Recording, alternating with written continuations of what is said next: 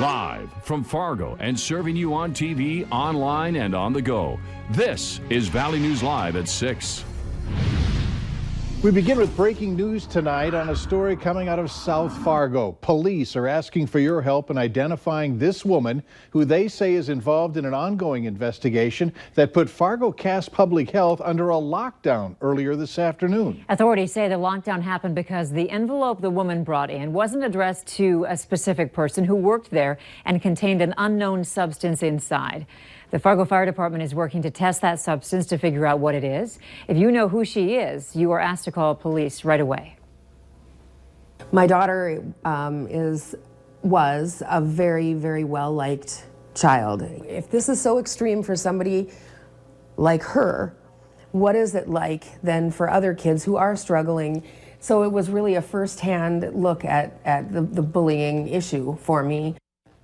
A middle school student has left for homeschooling after she says bullying escalated to the point that students went after her with a razor blade. After an anonymous whistleblower contacted us about it, Valley News Team's Rose Itzkovitz caught up with the student, and in Our Battle Against Bullying initiative has more on why her mother finally said enough is enough. After Brooklyn had been relentlessly harassed all year long, every single day.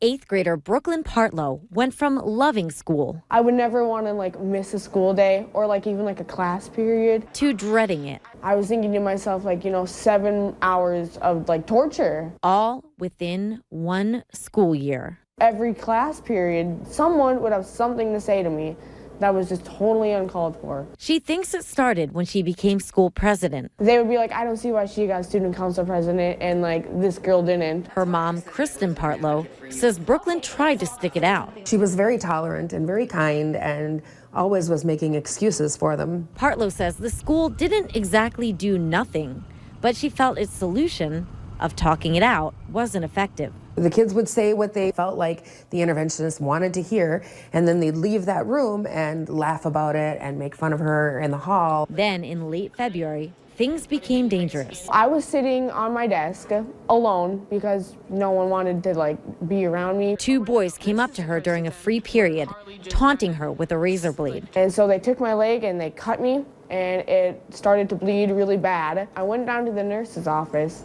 And they didn't ask me what happened. They just gave me a Band-Aid, and then I just went back to class. She said that this young man had cut her, and I said, what? Brooklyn didn't report it right away. She's concerned about repercussions for telling, and I did not know about it until it became infected. That's when her mom called the police. I want her to know that it's not okay to have anybody attack you and that you're supposed to just accept that as being okay. Brooklyn's mom, Kristen, tells us the school warned her that telling us this story could cause backlash against her daughter. So I'm going to go into the school and find out what they meant by that. The superintendent says he can't give any details, citing student data privacy laws, but overall denies any veiled threats toward the student. The Park Rapids PD confirms there is a police report, but can't give us any information since it involves juveniles. The county attorney says no charges have been made yet. The mother of one of the 2 boys involved in the incident confirms to us her son admitted and apologized for the incident. He said that he's not allowed to be friends with me. I already regret that it went on for so many months and that I put my faith in the system. Fearing a worse outcome next time, Partlow finally decided to take her kid out of school. I don't want to be the mom on TV that is crying and saying this shouldn't happen to any other mom, and that being a fatality. I've been way better because, well, not really though. Brooklyn says she's relieved to get away from the bullying, though she's still targeted on social media. In Park Rapids, Minnesota, Rose Itzkovitz, Valley News Live.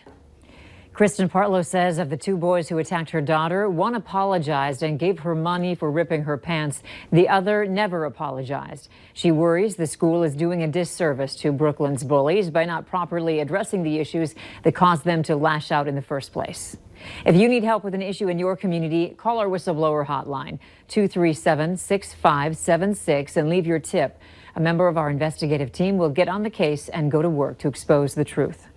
Certainly a cool day all across the valley, and those cloudy skies have me wondering if there's any rain in our forecast. So let's check in with our chief meteorologist, Hutch Johnson. What can we expect tonight, Hutch? Well, we still are getting some periodic sprinkles hitting the Red River Valley, and that's been the case throughout the afternoon. It's been gray and windy and very cool throughout, and temperatures only peaking in the low 40s right now. Well, we don't look like this, at least. This was Michigan this morning. Denise Anderson, thank you for uploading your photo. Here's a look at the radar. There is some shower activity showing up in Minnesota. Temperatures are very cool where the snow fell yesterday into this morning, and up north in northwest Minnesota. Otherwise, we have low 40s. We'll dip into the 30s. The north wind won't be as strong as we get later into the evening, Mike, and that'll be, I guess, some good news to build on. I'll have details on how long it takes to warm back up towards spring-like temperatures here in a moment. It's better than all bad. That's true. All right, thanks. Yeah. A former employee of Fargo Public Schools has been sentenced to a year in jail and 18 months of supervised probation for child pornography charges. 40-year-old Jason Morris pleaded guilty to possession of certain prohibited materials and also distribution of intimate images without consent. Morris was employed with the Fargo Public School District since January of 2017 when he started as a substitute teacher. He went full-time in September of that same year. Authorities are investigating the circumstances surrounding a fire that gutted an auto repair shop in Castleton. Those driving by could see the flames shooting out of Gordy's Auto Repair Shop around 5:15 this morning. No one was inside at the time. The fire led to a roof collapse, and crews are now inspecting the building to see if it's structurally sound. The fire did not spread to any nearby buildings. One firefighter was injured but is expected to be okay. If you hear a severe weather siren going off near you in Fargo, don't panic. It's North Dakota Severe Weather Awareness Week. To make sure all sirens are operating correctly, crews will be testing them until Friday. When there isn't a scheduled test and you hear sirens, remember, seek shelters indoors and turn on your local media for coverage. Don't assume there isn't an emergency. If skies are clear, there may be a non-weather related emergency. Cass Fargo Emergency Management also recommends to sign up for code red weather alerts in case you might not hear the sirens going off.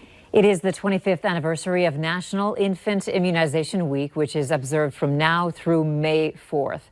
The Centers for Disease Control and Prevention estimates that a routine immunization of children born between 1994 and 2018 will prevent an estimated 419 million illnesses, 26 million hospitalizations, and nearly 936,000 deaths over the course of their lifetimes.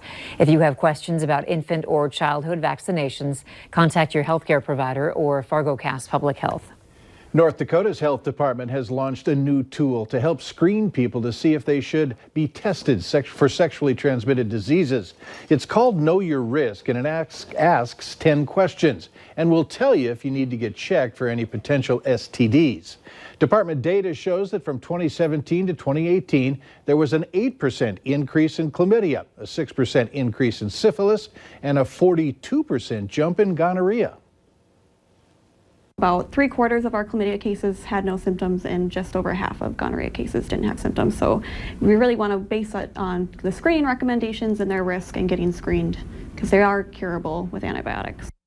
You can find a link to the website by visiting valleynewslive.com and clicking on this story.